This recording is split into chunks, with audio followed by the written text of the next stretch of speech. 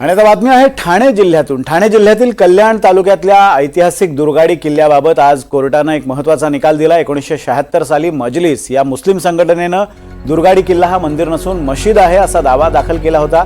मात्र सत्र न्यायालयाने ही वास्तू मशीद नसून मंदिरच असल्याचा निवाडा दिला होता। राज्य सरकारचा दावा योग्य असल्याचं आज कोर्टाने म्हटलंय। जवळपास 48 वर्षांपासून या प्रकरणावर सुनावणी सुरू होती।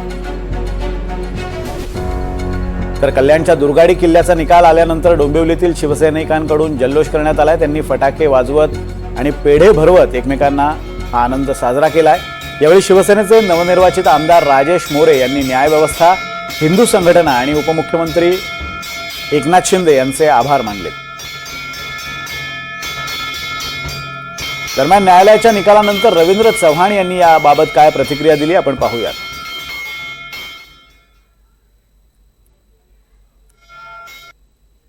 कल्याण डोंबिवली असेल किंवा ठाणे जिल्ह्यातील असणाऱ्या आम्हा सर्वांना की जे बाल्यावस्थेपासून आमची सर्वांची जी आस्था होती, या आस्थेचं जे स्थान होतं ते आज पुन्हा एकदा या निर्णयामुळे ते मंदिरच आहे म्हणून न्यायालयाने जे घोषित केलं त्याबद्दल मी न्यायालयाचं खूप खूप धन्यवाद देतो।